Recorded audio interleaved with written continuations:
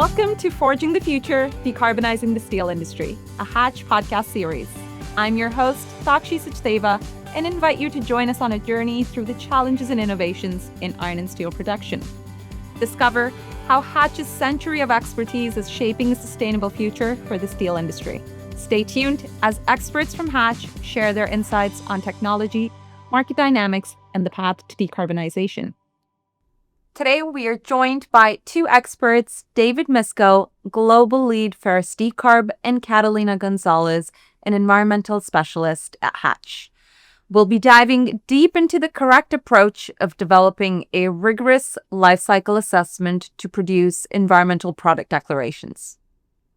We will also discuss how a fully developed LCA can be used to report GHG emissions under the varied reporting frameworks.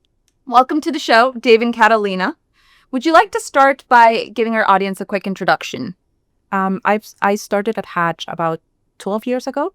I started in our environmental group, where I worked mainly with mining projects. And then I transitioned about 4 years ago into the climate change group, where I've been working with climate disclosures mainly and specializing in life cycle assessments and environmental product declarations, and lately working mainly with iron and steel processes. So I started at Hatch about 23 years ago. I came to Hatch with about 7 or 8 years of experience prior to that. Most of my experience has been involved in industrial clean tech, cleaning up air emissions from industrial processes, mostly around the steel industry. Moved up through project management, program management, some business development, but in the last few years, with the importance of decarbonization in this hard-to-abate sector, I've been trying to marry the two technical background areas of environmental control and understanding of the iron and steel process to try to mitigate some of those global warming emissions. So I want to start today by diving into the basics. First, we hear the word GHG emissions and GHG reporting more and more in the iron and steel industry, like you touched upon, Dave. Catalina, would you like to explain to us why is GHG reporting important today, and how is it evolving? The importance of the GHG reporting is it plays a key role to understanding and to measure the global warming potential and the impacts that a production process may have. At the heart of GHG reporting, we have what it's called the scope emissions, scope 1, 2, and 3. So scope 1 emissions are mainly related to direct emissions. So for example, if you have vehicles going around, the combustion of that fuel, furnaces that you may have in your production process. Then you have what is called scope 2 emissions, which is related to electricity or steam purchases that you may have for heating purposes, for example. And then lastly, you have scope 3 emissions. Those emissions are mainly related to indirect emissions that can be upstream of your production process. So for example, the impact of producing a raw material that goes into your process, or you can actually measure the downstream as well. What's the impact of manipulating that product? So all of that, it encompasses the full life cycle of a product. And that's the importance that we're seeing right now, the changes that we're seeing right now, the importance of actually measuring scope 3 emissions. Because at the end of the day, the scope 3 emissions could be the largest proportion of your emissions associated with that product. And if I could maybe add to what Catalina is saying, I think the missing piece in what a lot of the noise and flash that you're hearing in the news is people are reporting on all different. There's no consistency in how their reporting is done. A lot of people are reporting on scope 1 and 2, but leaving out scope 3. And as Catalina was saying, they could. I'll give you an example in the steel industry. A integrated producer who has their own coke plant, those emissions for generating the coke are included in their scope 1 emissions. However, if someone has a blast furnace and they don't have their own coke plant, they're buying coke on the market, if they don't report scope 3, suddenly their iron making process looks a whole lot more environmentally friendly because the way they're reporting it excludes those coke making emissions. So, and a rigorous LCA process or life cycle assessment process looks at not just the facility's emissions, but wraps in all those upstream raw material emissions that would be the scope 1 or scope 2 emissions of that upstream raw material producer. Very interesting. No, and like you said, making the process a lot more transparent. We see leading industries being more and more transparent about the environmental impacts of their products and see the term LCA and EPD being used more often. Can you perhaps explain what an LCA and EPD is and what are they used for? Well, before we get into what they are, let me maybe start with answering the second part of the question. What are they used for? They are used to provide a transparent indication of the environmental impacts the production of a certain product might have. And they're very important because in some government-funded infrastructure projects, there's a maximum level of global warming potential or greenhouse gas footprint allowable for a piece of steel or concrete that goes into that project. For things like building LEED certification, there's maximum environmental impacts allowable for some of the building raw materials. And finally, I think, and probably the most important one we're seeing as we talk to a lot of our clients that we do this work for, is their own customers who are buying their steel are doing their own life cycle assessments and environmental product declarations for the products they produce, of which the steel is a raw material. And our steel producing clients are getting pressure from their customers to say, show me the global warming footprint of your produced material, and show me according to a well-defined, transparent process. And I am looking to buy the lowest carbon footprint material I can buy. So having a transparent, well thought out information available for your client is key to differentiate your product and hopefully gain market share. Absolutely. So maybe we can, for all to understand what is an LCA, what is an EPD. So an LCA is basically a very methodological, structured way to measure the different environmental impacts that your product may have. So as opposed to a carbon footprint that you're only looking at global warming potential, an LCA looks at broader spectrum of impacts. So now you're not only looking at global warming potential, but you're also looking at impacts like water consumption or how much waste you're producing, or eutrophication, like how much it affects your water quality downstream.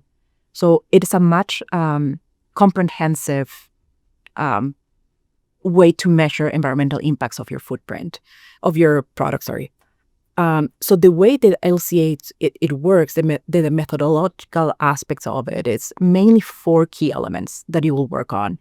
So the first part of this will be to define your scope and your objective. So that will dictate the entire study.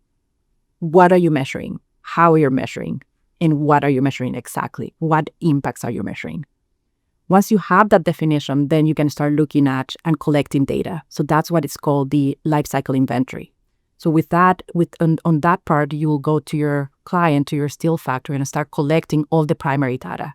So that's data that you measure directly. So how much fuel you're consuming, how much big iron you're putting in, how much electricity you're spending or consuming for different processes in your facility.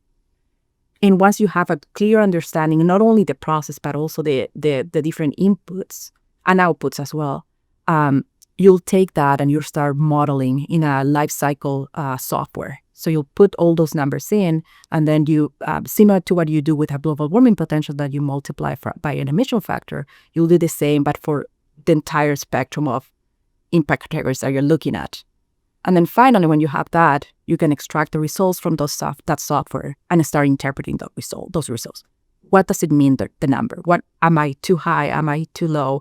Where can I focus decarbonization strategies, for example, or other type of strategies to increase sustainability, for example.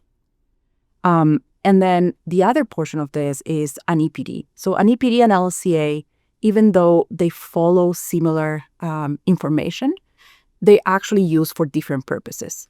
The LCA is the comprehensive methodological way to do it. So you, at the end of the day, you'll have a big report that lists all the assumptions, lists all the calculations that you've done, how you've looked at the data, how you processed the data. Versus the EPD, it takes that information and put it in a very structured, customized way that it allows you to compare different products. So now you have a facility 1 versus a facility 2. You can look at them and see in a very structural way what are the difference. It sounds like a fairly straightforward process, especially as Catalina described, that there's some software that allows you to organize the data, but it's not so simple. We've interacted with a lot of practitioners who are new to this area, and they have no prior understanding of what constitutes steel production processes, what data is important to distinguish and understand how the process is operating. They'll say, I don't care if I'm doing a LCA for a paper mill or an oil refinery or a steel mill. It's just data, and I have the software. We've interacted with a lot of clients who have gone through that process with those service providers and have come talk to Hatch to say, what I got wasn't what I need. It's more of a black box that they gave me the answer without understanding how the information inside this works. I think one of the key elements here is the interpretation of results. You can have a result, but without the context, without a clear understanding of the process, without a clear understanding of what are the goals that client may have in terms of sustainability, that result is meaningful. It's meaningless, sorry. You need to understand the context. You need to understand what are you trying to get at. You need to understand what are the key elements of the drivers that client may have. So we understand what an LC and EPD is and what the process is to develop a rigorous one. What are some of the benefits that a client can get from a well-developed LCA? Well, I would say the main benefit is the answer, and hopefully the answer gives them either one of two things. It identifies for them where their opportunities lie for reducing their GHG emissions. As I said before, the big black box approach with one answer saying here's your facility emissions doesn't tell you where in your facility you need to focus. For a typical mini mill EAF producer, you could have very low emissions at the melt shop and abnormally high emissions in your rolling mill. With one number at the output, someone may come in and say, oh, I've got a great idea for reducing your emissions at your melt shop. And you'd say, fine, that's not where the problem lies. You need to be focusing where the problem lies. There's something going on in your rolling mill that has abnormally high emissions.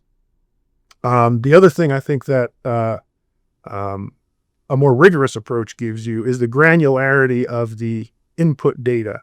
I can't stress this enough. Like anything else, garbage in, garbage out. If you, the more granular you can get your input data, and by that I mean a single facility gas meter is not sufficient to give you that granularity. How that fuel is used at different areas of your facility, and even with an area facility, if you have multiple furnaces, let's say, you could have a single meter feeding 3 furnaces, and the average fuel consumption rate for those 3 furnaces looks good. But if you metered each furnace, you find out that 2 of them are performing excellently, and 1 is performing very poorly. And again, that's where you should be focusing your attention. So this data collection process and the data output process, if it's at a granular level detail, will give you a lot of ammunition to find out where your problems lie, and you can focus in on those problems. And if I may add to that, the process of the data collection is an extremely onerous process. It takes a long time to not only to collect the data, but to also analyze that data, understand that data. And once you have that at a very granular level, as David was saying, like you're looking at a process level here. So it's not a facility-wide, you're looking at specific either equipment or processes. That allows you to slice and dice that data in different ways, that allows you to have, to put into different reporting frameworks. So now you're going to start looking at different areas where you can collect or use that data to report either to government or regulations or to completely different frameworks, but you already have that data. You would collect that data, analyze that data, and process it. And maybe to just add on to that, talking about benefits, hopefully the benefit that comes out of this is the information that you are a very low GWP footprint producer of a product. And there are people out there that are absolutely looking for that. People have talked about, people will be willing to pay a green premium for those cleaner products. Yet to be determined. But one thing I know for sure is that at a similar price point, people are going to be more likely to buy the greener product because they are doing their own EPDs and LCAs to try to reduce their footprint. And if they can reduce their Scope 3 emissions from a raw material they buy, in the form of a finished steel that goes into a finished product, you're going to gain market share if you can demonstrate you're a lower output provider. That's very interesting. Are there any changes envisioned in the LCA and EPD landscape, and what are some of the impacts of these changes? Yes, in fact, we recently had a big change regarding the guidelines that govern the process for the development of an environmental product declarations. Those set of rules are called product category rules.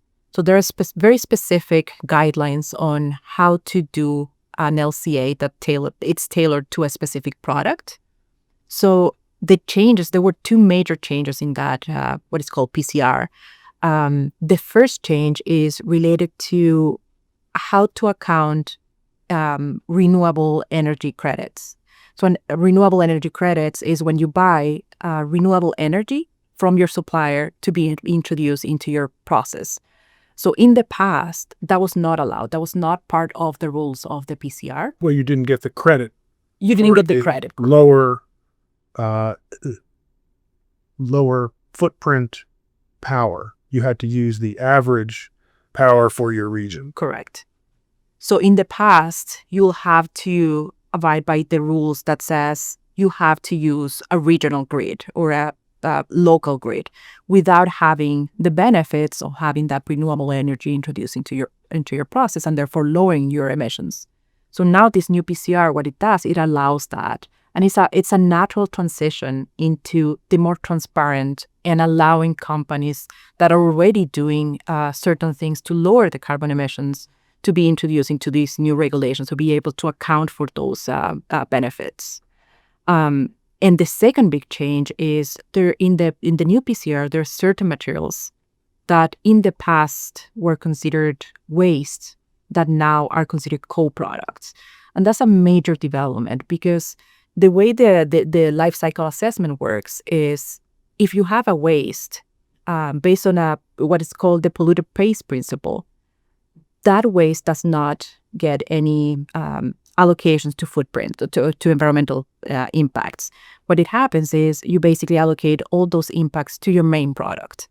But now if you have that, what you used to call waste, now as a co-product, now that allocation changes. And now your co-product has an environmental footprint.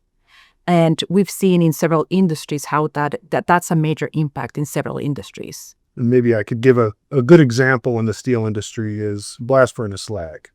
As most people know, blast furnace slag is a tremendous, almost one-for-one substitute for cement, and is a valued raw material by the cement industry. The material is just about directly substitutable into the cement process for clinker, which cement companies have to spend a lot of time and money to produce their clinker.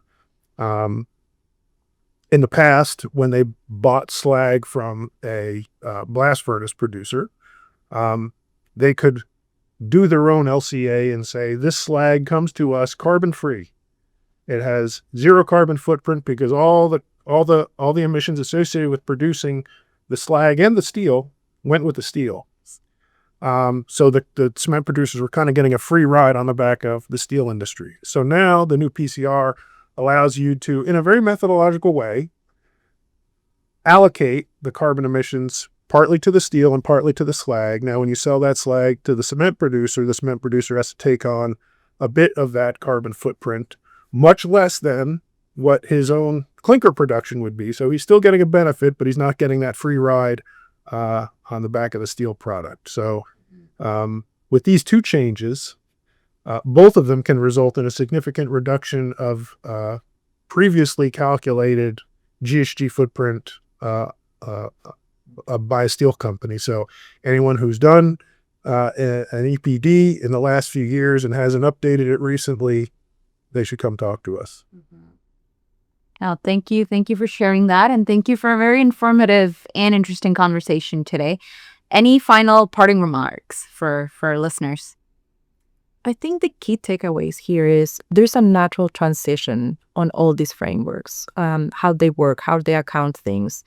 And if we look at the history of how GHG accounting happens, is in the past, you had so many different frameworks that may have been different in system boundaries, for example, or what type of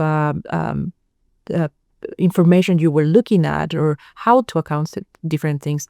Now there's a little bit of a shift on to harmonize a little bit where you can those standards and having that transparency in the data and that quality data. Also, it's extremely important nowadays to the point where now all this work has to have a third-party review process to make sure that it's credible, that it's transparent enough, and that the quality of the data is there. All steps in the right direction. I like the word that Catalina used, which was accounting. And I think my analogy I like to draw is that accounting for carbon is a lot like accounting for dollars. People might say accounting is simple, it's just adding up columns and numbers. Anybody can do it. Anybody with a spreadsheet can do it.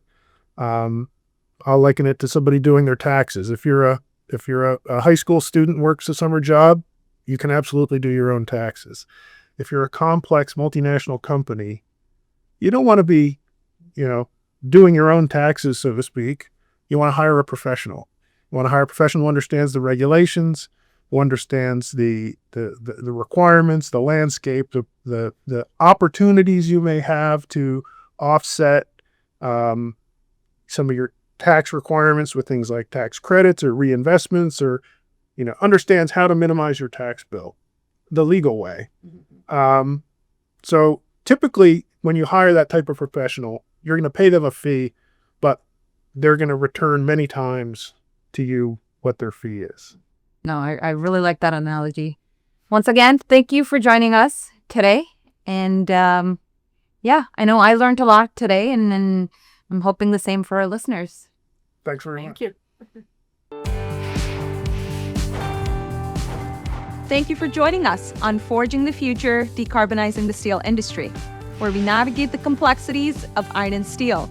We hope today's episode has provided you with valuable insights into the sustainable transformation of the industry. Remember, the path to decarbonization is a collaborative effort, and every step counts towards a greener future. I am your host, Takashi Sachdeva, and along with the entire team at Hatch, we appreciate your engagement and curiosity.